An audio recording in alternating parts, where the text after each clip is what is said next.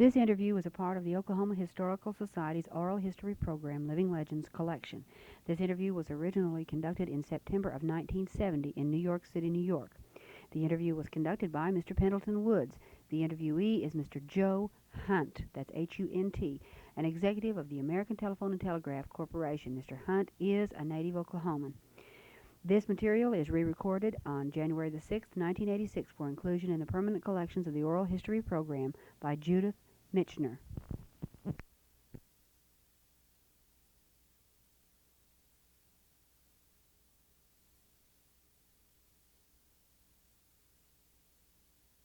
This is Penn Woods. I'm recording for the Oklahoma Living Legends. This is September 1970. I'm in New York City in the office of the American Telephone and Telegraph Company. I'm with Mr. Joe Hunt, who is Assistant Vice President for the American Telephone and Telegraph Company in the plant department. Is that correct? And Mr. Hunt is a native Oklahoman, a native of Ada, who has been with the telephone company in Oklahoma and who was the manager of the Oklahoma division of the Southwestern Bell for a period of a little over 2 years. Mr. Hunt, to begin, why don't you tell us a little about your personal background, your family, your parents, and where you were born in Ada? Well, I was born near Ada, really on the farm. My parents still live there in Ada, retired and enjoying very good health. My wife's folks now live in Shawnee.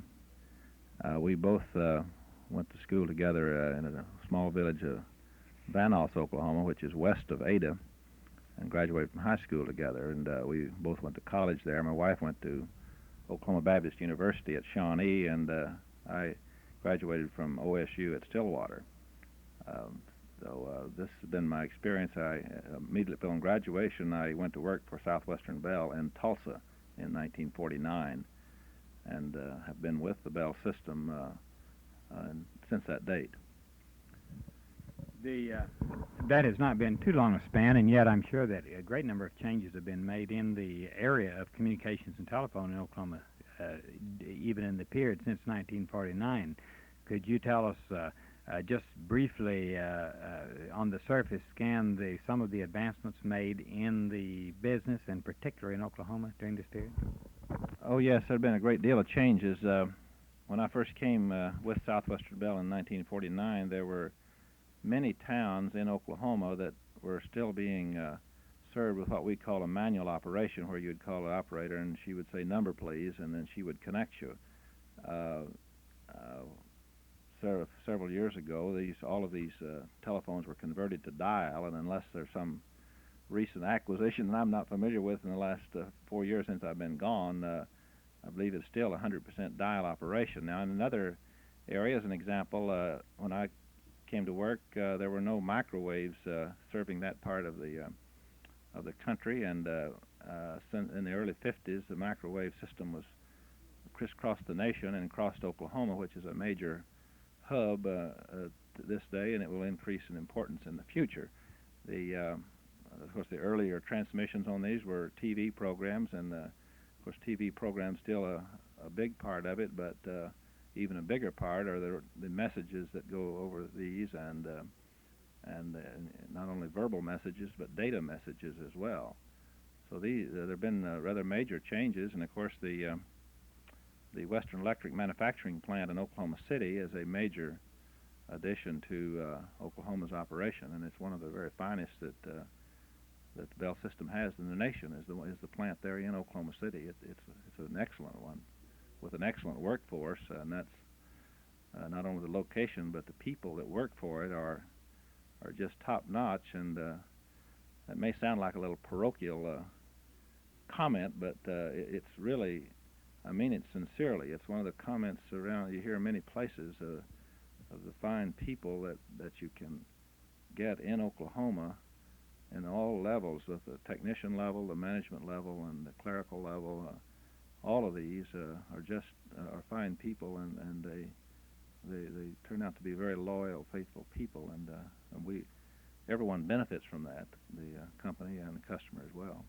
I understand that the availability of science and other science backgrounded people in Oklahoma helps. Could you comment in any way on the education? Oh yes, very much. From our experience, and I'll just comment on that since I don't have a survey of what other industries experience, but our own experience is that we have a very good experience of hiring college-trained people and technically trained people that are less than college graduates from the Oklahoma City educational system. We, being in a technical kind of business, need a lot of technical people, and we are able to get some good ones. And of course, I guess it's a little prejudice. I'm an electrical engineering graduate myself from OSU, but all of the other colleges there, Oklahoma University as well as the state colleges, are a good product. And then these technical schools that have really come to the forefront in the last really 4 or 5 years are really a fine addition to Oklahoma. And I've seen several of these personally. They were started before I left there in late '66. But I was there on vacation a couple of months ago and saw a couple of them. And the one at Seminole, as an example, was a real fine installation. And I believe there's one in Shawnee also. These are real good additions, because you think about Oklahoma's location in the nation. It is in the center, and there's lots of land between there and the open sea, and a lot of the manufacturing potential in Oklahoma would of necessity be the kind of product that would be generally lean toward the small side, where transportation would not be quite as major a factor as what you would need and require a coastal town. And so when you get into smaller kinds of products, and there are many factories in Oklahoma making small products, you come to need more and more technically trained people, and so this becomes very, very important, as I see it. You have done very well with the company and have moved up in a period of not too many years, and I wonder if you feel that the Oklahoma education or any other area of Oklahoma may have been a benefit to you in your personal career. Well, yes, very, very much so. As I mentioned, with an electrical engineering degree, coming into a business like a communication business, it is a very important part of it, because we use all kinds of disciplines out of the school system, not just engineers, but we do use a disproportionate number of engineers because of the technical nature of our business. But the school system, as far as I'm concerned, has just been real good. And then speaking for my own children, I have 4 boys. One of them graduated from Oklahoma University, my oldest son, and my second son has started to OSU. They were in the school system there, the public school system, until we left there in 1966, and we moved to the New York City area. And they did not feel any lack at all in blending right in with the students here. In fact, in a few categories, I would say that they tended to be a little ahead of the students here for a while. So they weren't faced with the problem of having to catch up, is what I'm trying to say. They were fully on board with any students in the other parts of the country. What was their reason for wanting to go back to Oklahoma, since you were living here, back there to college? Well, part of it, I guess, the old man's desire that they go back to the Midwest, but we didn't dictate this in any way. They did have their choice of schools in the Midwest, and we feel like the living conditions and so forth, and climate, social climate, and all around is excellent in that area. And of course, our roots are deep in that part of the country, and we feel our children's roots will be deep there also. Do you have one son? Is he in engineering at OSU? No, he's being enrolled in biology. Biology. Do you have any specific comments on Oklahoma State University in the scientific area? Well, yes, they have done a superb job at OSU, and I won't get in a debate here between Oklahoma University and OSU because although I graduated from OSU, I think both schools are real fine, and the physical plant at OSU is just it's hard to imagine the progress they've made there. And I go back nearly every year now, but at least I'll average every couple of years going back to the campus, and it's truly a beautiful plant, physical plant there. Landscaping is outstanding, and the facilities are fine, and of course the head of the school there is a real capable man. Dean Lohman is just the tops as far as I'm concerned in leadership, and then Dr. Comm, the president of the university, is a personal friend of mine and a professional friend too. Oklahoma's fortunate to have that kind of leadership. You were in Tulsa during the early part of your career. Would you like to comment on what is happening in Tulsa? Well, of course, the big event, and I'm giving you my reaction now from afar a little. I would say that the big event there is the port of Catoosa coming in, and water transportation coming to that part of the state. Of course, this of necessity requires lots of lakes and water to support such a system as that, and this will have a tremendous effect on the business climate of the whole state, not just the eastern part, but of the whole state. And of course, on top of that, the recreational potential is just unlimited. It's reported recently in the Time magazine, which I'll have to confess I didn't know it till I read it there, that Oklahoma has a higher percent of its land covered with water, and percent of its acres covered with water than any other state in the nation, and not many people know that. And in fact, it surprised me when I saw it in print. I knew they had a lot, but I didn't know it was that much. Mm-hmm. Now you were in Oklahoma City for between 2 and 3 years as manager. The last time, yes, I was there in the middle 50s, and then I came back as vice president, general manager of Southwestern Baptist. Right, for Oklahoma. Mm-hmm. And you were there for about 2.5 years. You were active in the civic area. What projects were you most active in during your period as the general manager? Well, I guess in working with the planning and early implementation of the downtown renewal projects there, I was president of the Urban Renewal Foundation, which was an instrument of the Chamber of Commerce to help get this started. I was honored with being elected as president of that, and which is, I believe they have reorganized that since that time. But the effort, I was actively involved in the effort to stimulate and promote the redevelopment of the downtown area, and of course this was very satisfying to me. What were some of the things that you did through the your foundation did to bring this about? Well, might just give an example. We were active in the early organizing and starting of the bond program, which was voted on after I left, but some of the planning and help with that with the city, we helped the city administration, we meaning the businessmen that were involved in this, and to try to help plan it so that it would be a sellable package, so to speak. So another project I can recall was the acquisition of land, helping to acquire the land for the Mummers Theater, as an example, which little problems like that come along where they were faced with a deadline and needing some help to get over a hurdle.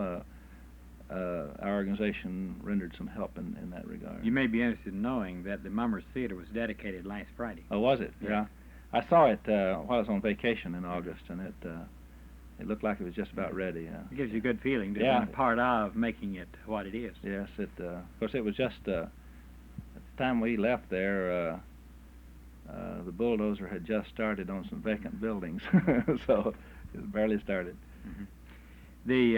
Are there any other committees that you were active on in the Chamber of Commerce in Oklahoma City? Well, of course, I was active with the some work that we made some contacts with Tulsa in an early discussion stage, and I guess it still is in discussion stage of a possible airport, inter-area airport of supersonic capabilities. And as an example, we had some activity in the aviation side of it at that time, and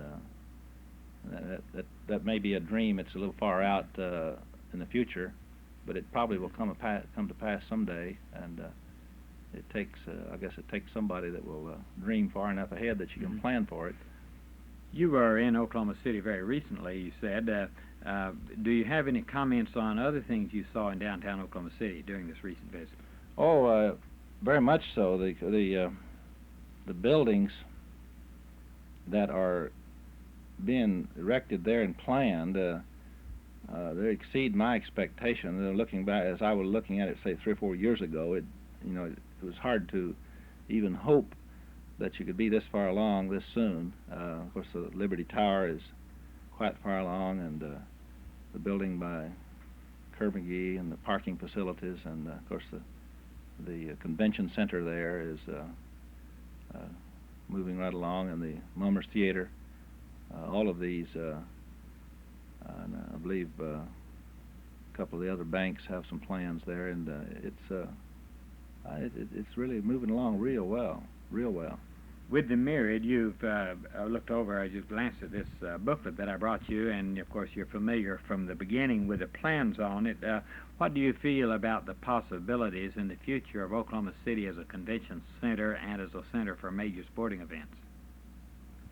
Well, it will be a real potential there because one of the things that, and just looking at from where my present job here, going to meetings and conventions, and I think some of us in business, we call them meetings quite often, and I guess other folks are conventions, but transportation, getting to a place, having convenience, and then getting out of it is very important, and so centers in the Midwest, I think, will be able to draw particularly from organizations that have national representation, and where people really don't like to travel all the way across country. For instance, time zone change. With the speed of aircraft these days, it's a rather discomforting, to move across time zones, and it takes you 3 or 4 days to adjust to the new time zone, and by that time the meeting's over, and you're going back home, you have to adjust again, and there's things like this I think you can offer the attractiveness of a place that's within a short flight of 2 or 3 hours from many people, and it'll be a nice facility, plus transportation, plus a place to stay, and if you can go ahead with the I call it the park facilities there, in around the convention center, and of course the Mummers Theater is on the far side of that, and it all sort of makes one total, so that the downtown area becomes a pleasant place to spend your evenings as well as days. Through, I'm sure, your communications facility, working with At&t, you have you gain some familiarity with through that with some of the things that are being done elsewhere. How do you feel that the Oklahoma City project compares with major redevelopment projects going on in other places? Well, there are not many that's even in the same league with it. In fact, I don't know of any the town the size of Oklahoma City that would be considered comparable. There are some cities that are larger than Oklahoma City that have some real good work, like Pittsburgh, and as an example, Detroit. But you get into a city the size of Oklahoma City, I'm personally not familiar with any that quite matches it. This is really a giant step. It's big and well planned, and it has community support. It just looks to me like in a short time, Oklahoma City will be a real good place to go in days as well as evenings, and not become a city that dies when the sun goes down, and where everybody goes out to suburbs. It's a place that if you want to spend an evening, well, that's a place, one place to go. You see. You've worked in the civic area of several communities. Would you like to comment on Oklahoma City from the standpoint of community participation and support, not necessarily in comparison with other particular towns, but in its general position? Well, Oklahoma City is fortunate to have a lot of people that are real faithful and dedicated to the city. Now, as I mentioned, I'm a native of Oklahoma and born there and educated there, and you know, I think I know the state, but yet until I came back to Oklahoma City the second time in early 1965, it really came home to me what a group of dedicated men and women they are in Oklahoma City, particularly, that I'm familiar with. And then as I got more acquainted around the state, this is true in Tulsa and the other cities. And I've thought about what causes this, and it seems to me that one factor that you can't overlook is that Oklahoma is still a young state, and there are still a large number of men and women who are what you'd call first generation from statehood. They were here when the state became a state, and like both my parents and my wife's parents were born in Indian Territory, and they can remember, but not in detail, but they can remember it becoming a state. So your depth of loyalty is very great, and this is invaluable. You can hear, I mentioned the plant that we had, Western Electric has there in Oklahoma City. The people just they seem to like to work, which is not always the case around. There's a propensity to work and to be loyal and faithful and that sort of thing, and this carries over into civic duties and responsibilities, whether it's supporting of a hospital drive or the United Fund, which has been going over the top for several years, as you know, and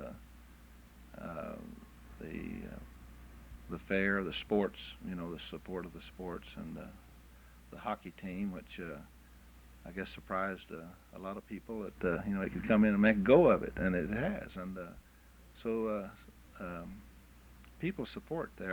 As an example, I still contribute to charitable causes in Oklahoma City, which didn't happen to me in other towns. I've moved away from other towns and then and not contribute to charitable causes like the Symphony and the Art Center as examples, because it impressed me that greatly. Mm-hmm. What do you foresee for the future in Oklahoma, in the state generally? Well, I would say it looks like a steady, moderate growth, and I think this is a healthy way to grow. Some places are faced with a boom or bust economy, and Oklahoma has been fortunate to have a steady, moderate growth. And speaking of from a telephone industry, it's that kind of growth that we can cope with best, because we can plan for it and be ready for it. But if it's an unpredictable growth, then the lead time of making a major investment is so great that you're not always ready for a sudden upsurge of growth. But Oklahoma, with the steady growth rate, is a real healthy one, and so I would say that's a good healthy one. You feel the healthy growth rate is the type that will stay and not have the crops fall down. Yes, and Of course, they need to. It seems to me that Oklahoma needs to continue to press ahead with small, and I think what I would call light industry, where the item they're manufacturing is that the transportation cost is not great, and because you do have all sorts of you have rail transportation, and airline is real good, and bus and truck, the highway system is good. So, but you do have the distances to cope with and get moving a product to the market, and so transportation would be a factor to consider. But with a good labor force, which Oklahoma has, and a good technical training system, and a good airline and transportation, road system, rail, then it seems to me they ought to continue to press ahead for small industries, or well, not limited to small, but industries that manufacture small parts, piece parts, or small products that need highly technical skilled people, technically trained people. But this seems to be their real dish of tea. Do you feel that, can you think of any particular thing in Oklahoma that you feel is the most significant or outstanding event that you personally witnessed or were a part of? Can you offhand, does one particular thing stand out? Oh yes, yeah. The civic pride of the people. It's a standout. You find many of the other factors, but the civic pride and the pride of their town and their state is very great. And people, I guess I'd have to honestly confess that I felt when I was much younger, growing up, there was a tone of being apologetic about Oklahoma, and maybe during the 30s and the Dust Bowl days and so forth. That's no longer there to any extent, and there's a pride and a sense of wanting to help accomplish it. What I'd like to have you do is re-answer that as if I hadn't asked you the question, to say just in your own words. I think it's real fine that I feel that the most important thing about Oklahoma that I witness is the civic pride and the interest in people doing that. In other words, so that if I want to use it, I can put it out without making it look like the answer to a question. Oh, I see. You see what I mean? Yeah. Oh, I think the most important thing that impressed me about Oklahoma, and it so home more in the last 4 or 5 years, is the civic pride, and the pride by that I mean the pride in their town and their state, and the sincerity of wanting to be a part of carrying out the progress that Oklahoma is making and can make. That's real fine. Certainly appreciate it a lot. We have just been visiting with Mr. Joe Hunt at the American Telephone Telegraph Company in New York.